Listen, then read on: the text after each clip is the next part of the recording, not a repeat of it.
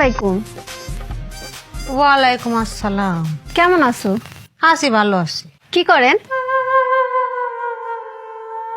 Ludo খেলতেছি, ছক্কা উঠেছে, গুটি চালতেছি, আবার কানা উঠেছে, সাপ আসে খাইয়া দিল। কি যে কও না ভাবি। আচ্ছা ভাবি, তোমার কি একটা বারো আমার কথা মনে পড়ে না? এমনি ভুলে গেল আমারে। এরপর এবার আসলি একটা কাজ করিস, তুই যে একটা একেবারে হাসি দিস না, এরকম হাসি লক হয়ে থাকবি। মনে কর ক্যামেরাম্যান করে একটা ছবি তুলবি, সেই ছবিটা বড় করে টাঙাই দিবি আমার, আমি টাঙা রাখ। প্রতিদিন যাইতাস, তোর দেখবার মনে থাকবি না। হ্যাঁ, ঠ্যাস মেরে কথা কইও না তো। তুই কোন আর আমি কোনে? এত দূরে তো ঠ্যাস পাবো কেবা করে? হ্যাঁ, এটা ঠ্যাস মারা কয়। বুঝছি। ভাই কই? আসলের মধ্যে বান্ধে রাখিছে, খুঁজে দেখ। তুমি কি রকমের করে কথা কইতেছো? আমি তোমার লগে কত সুন্দর করে কথা কইতেছি, তুমি কি সুন্দর করে কথা কওয়া শিখো নাই? না না, শিখিনি শিখিনি, তুই আমার শিখা। আয় বয় বয়, এই জায়গা বয়, তুই মানে শিখা। অতে অজগরটি আসতে তেরে আতে আমতে আমি খাবো পেরে দুই অক্ষরে দুই দুধ দুগুনে চা। তুই বয়, তুই আমার শিক্ষিকা, আমি তো ছাত্রী। বয় রে বয়, শিখা। বসতেছিস কোন আক্কেলে? হ্যাঁ, 2 দিন পর পর হেলতি দুলতি মুখ উঠা চলে আসো। বছরে একবার আসবি, তাও কুরবানিতে না রোজারিতে দাওয়াত করে খাওয়াবে। আমার ভাইয়ের বাড়িতে আমি আইতেই পারি। তোর ভাইয়ের বাড়ি মানে আমার বাড়ি? এত স্বামী তো ভালো কথা। ও কাজে ব্যস্ত লেগে আইতে পারে না। কাজে ব্যস্ত? স্বামীরে কই আসো ভাইয়ের বাড়ি যাচ্ছি, ভাইয়ের বাড়ির নাম করে তুমি ডেটিং এ বাড়াইছো, তাই না? বিয়ের আগে তো স্পিরিট কম করিস নি। মুখ সামলাই কথা। লাথি মেরে খেতে ভেঙে দেবো না। যা কত বেলা। তুমি আমার লাত্তি মারবা? আরে লাথি মারবো না, ঘাট ধাক্কাতে বাইর করে দেবো। যা, ভাই না হওয়া পর্যন্ত আমি কোথাও যাবো না। কথা বলে কনে যা না, যা। আসবি না, খবর দা না।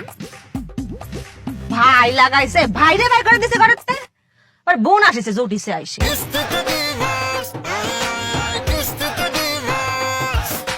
কিও এই ঝিঙ্গা গাছে লাগাইলা, ঝিঙ্গাইতে কয়দিন, মানে কতদিন লাগবো?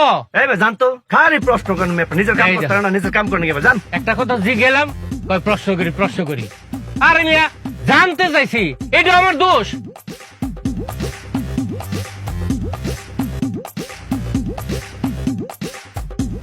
ও সোহাগ স্যার, আপনি এই জায়গায়? আমি আর আপনার খুঁজতেছি।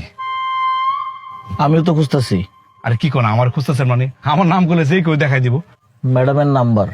ও সোহাগ স্যার, এত ছোট ফোন ব্যবহার করেন কেন? নাম্বার গোপন রাখবার লেগিয়া। ও ম্যাডাম আসসালামু আলাইকুম।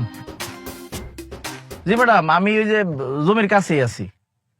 না মিলাইছি, খারিজ খাজনা সব ঠিক আছে, খাজনা হালনাগাদ করা আছে। হ্যাঁ, সিএসআর সব মিলাইছি, জমি ঠিক আছে, দেওয়ান যায়। এটা জমির দাম আছে 3 লাখ 3.5 লাখ টাকা কাটা আছে। এলাকার লোকজনের লগে কথা কইছি। 50,000 চাইছে ম্যাডাম, দেওয়ান যায়, সমস্যা হয় না। আচ্ছা আচ্ছা ম্যাডাম, আসসালামু আলাইকুম। সোহাগ স্যার, হ্যাঁ। ওই বিষয়টা কি করলেন? কোনটা জানি? ওই যে মানে ডিভোর্স দিতে চাই, কিস্তিতে টাকা তুললাম। মিয়া তুমি একটা পিকুলিয়ার।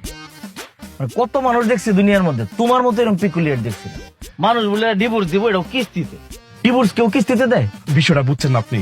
মানে আমার তো মনে হয় বিষয়টা বুঝছেন।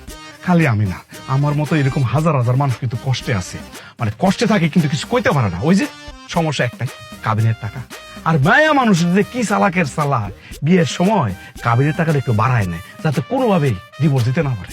এখন কথাটা হইলো, যদি আমি ডিভোর্সটা দিতে পারি সোহাগ ভাই, খালি আর বিশ্বাস করেন, আমার কথাটা বিশ্বাস করেন, আমি অনেক কষ্ট থেকে বেঁচে যাবো, একদম জীবনে শেষ পাতা। খালি আমার না, আমার মতো এরকম হাজার হাজার যুবকের একই অবস্থা। মনে করেন এই স্কিমটা যদি চালু করেন, যে কিস্তিতে ডিভোর্স দেওয়ার ব্যবস্থাটা আছে, আরে সোহাগ ভাই, হাজার হাজার পোলাপাইন বাইচে যাইব। সবার দোয়া পাইবেন, আর দেখবেন এই কিস্তি নেওয়ার লাগিয়া আপনাদের অফিসে হুড়মুড়াই পড়বো। যেমনি হোক কিস্তির ব্যবস্থাটা করে দেন স্যার, একেবারে উদ্ধার করে আমার প্রাণটা একটু যায় অবস্থা। এই বিষয়টা আমারে তুমি কতবার কইছো? 6 মাসে কম করে হইলো তো 60 বার কইছি। বিষয়টা আমার মুখস্থ আছে, চিন্তা করো না।